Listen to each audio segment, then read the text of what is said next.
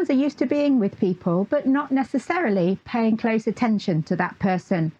So do you find that your dog tends to have his attention more on other things when you're out on a walk, or when you're at home, you can't get their attention when you need it? Would you like them to listen to you better so that when you do need them to do something, they're going to pay attention to that? If that's your dog, this video has some tips that may be able to help. First thing to think about is using your body. Dogs are very aware of our body language, what we do with our body and the movements that we make, even when they don't appear to be watching us. So you may find you can get their attention by small movements of your body, such as shuffling your feet, or perhaps making a small sound, such as sighing or clearing your throat, might just be enough to attract their attention to you. Secondly, check whether you are in their line of sight.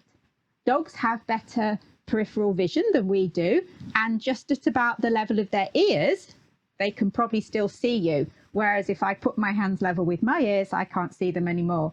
So if you need to get your dog's attention, come forwards to level with the ears or a bit further forward to be sure that they can see you.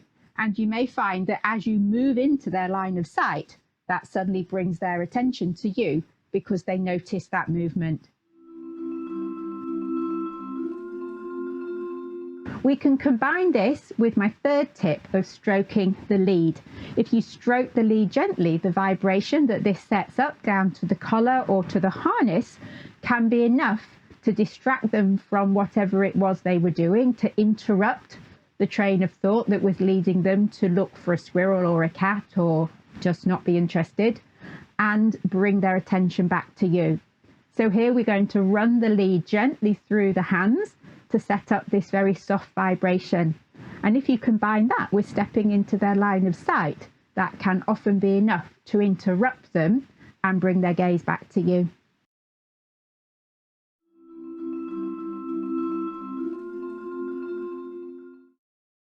So if you've tried body movements, if you've tried stroking the lead, if you've tried moving into their line of sight and you've not yet managed to get their attention, to scale things up a bit, my fourth tip would be to try making a high-pitched noise. Dogs' hearing is more sensitive to ours, and they're more sensitive to higher frequencies or higher pitched sounds than we are. So if we make a short, sharp noise that's quite high in frequency, then they may well be attracted to that sound. You could do this by squeaking or by actually having a squeaker to make the noise with, and see if that is enough to get their attention, a high-pitched squeak or perhaps even a yelping sort of noise.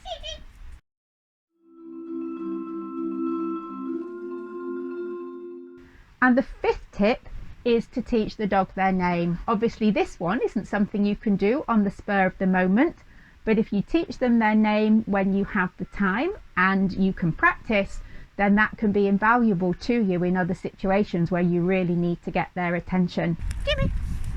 Good boy. And of course, if you have more than one dog in the home, it's going to help you to get the attention of the dog you need the attention of, rather than all of them at once. So try starting off by saying their name where they're looking at you and giving them a treat, and then you can move on to situations where they're further away or they're not looking at you.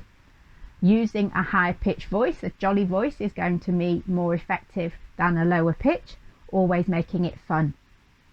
Hopefully that will help you with some ideas to get your dog to pay more attention to you.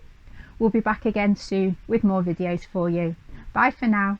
Look out for new videos every Monday, and why not subscribe so you don't miss out.